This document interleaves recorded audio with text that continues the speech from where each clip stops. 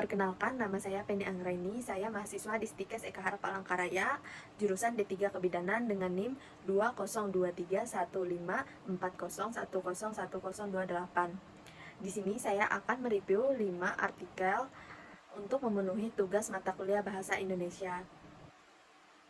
Artikel 1 yang berjudul Systematic Review Senam Hamil untuk Masa Kehamilan dan Persiapan Persalinan. Nama jurnal Placetum, Jurnal Ilmiah Kesehatan dan Aplikasinya. Volume 7, nomor 2 dan halaman 8-15, tahun 2019, penulis Ulfa Hidayanti. Di sini ada latar belakang, rumusan masalah, tujuan penelitian, hipotesis, metodologi penelitian, variabel dan indikator yang digunakan peneliti, ada hasil penelitian, pembahasan dan kesimpulan. Artikel ini membahas senam hamil sebagai intervensi untuk mengurangi ketidaknyamanan selama kehamilan dan mempersiapkan persalinan. Kesimpulan, artikel ini merupakan tinjauan sistematik mengenai senam hamil dan manfaat dalam mengurangi ketidaknyamanan selama kehamilan serta mempersiapkan persalinan.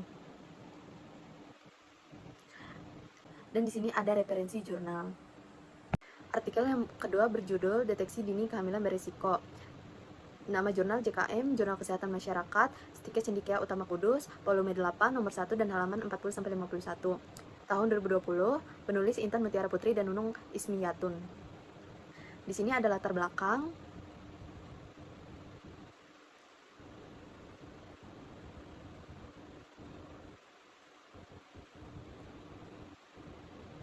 ada rumusan masalah, ada tujuan penelitian, ada hipotesis, ada metodologi penelitian, ada variabel dan indikator yang digunakan peneliti, ada hasil penelitian, ada pembahasan.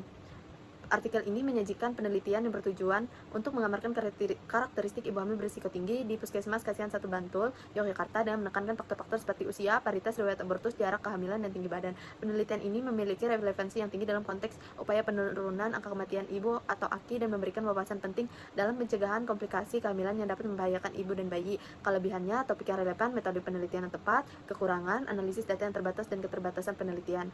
Kesimpulan, artikel ini memberikan informasi yang berharga mengenai deteksi dini kehamilan berisiko dan pentingnya pemantauan ibu hamil berisiko. Meskipun demikian, untuk meningkatkan kualitas dan dampak penelitian ini disarankan untuk memperluas analisis data, memperjelas pembahasan hasil penelitian, serta memberikan rekomendasi yang lebih spesifik dan aplikatif terkait kebijakan kesehatan masyarakat dalam praktik klinis. Dan di sini ada referensi jurnalnya. Artikel 3 berjudul Kehamilan Tidak Diinginkan di Usia Remaja. Nama jurnal Muhammadiyah Journal of Midwifery.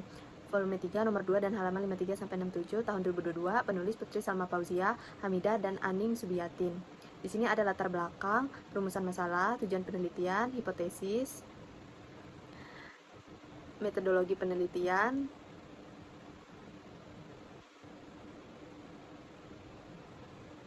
variabel dan indikator yang digunakan peneliti, hasil penelitian, dan pembahasan. Artikel ini membahas fenomena kehamilan yang tidak diinginkan di kalangan remaja perempuan, khususnya di Yayasan Rumah Tumbuh Harapan Bandung.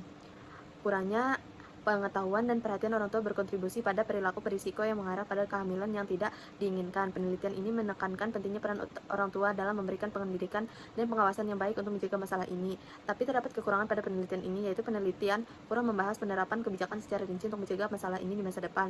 Kesimpulan artikel mengenai kehamilan tidak diinginkan di usia remaja menunjukkan bahwa kehamilan tidak diinginkan pada remaja sering terjadi akibat kurangnya peran keluarga, khususnya orang tua dalam memberikan perhatian, pendidikan kesehatan reproduksi, dan pengawasan. Faktor-faktor seperti kurangnya edukasi tentang seksualitas, lingkungan pergaulan bebas, kekerasan dalam pacaran, dan masalah keluarga seperti perceraian turut mempengaruhi situasi ini. Dan di sini ada referensi jurnalnya.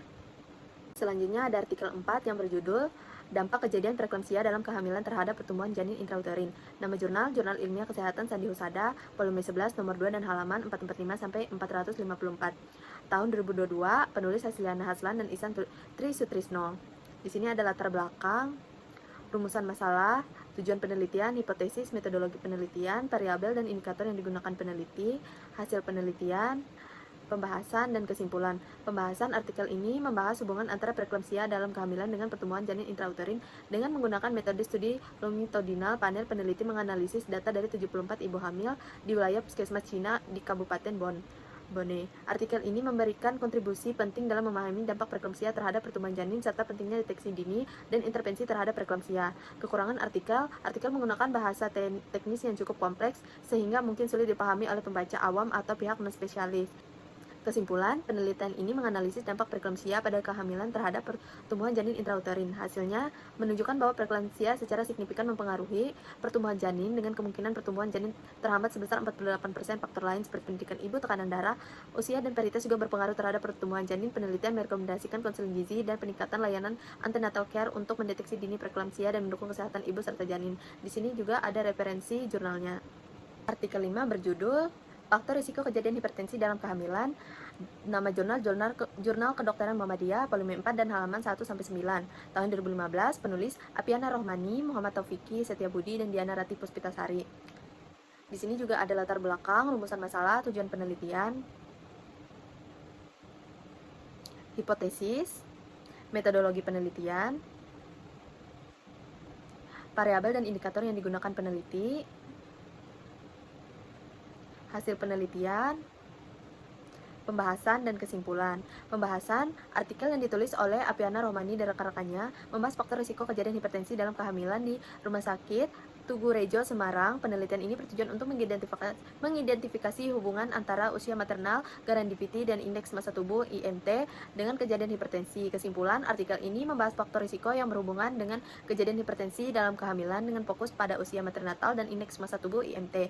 Penelitian dilakukan di Rumah Sakit Tugu Rejo, Semarang selama periode Oktober hingga Desember 2013, melibatkan 531 ibu hamil, di mana 43 diantaranya mengalami hipertensi, dan di sini ada referensi jurnalnya.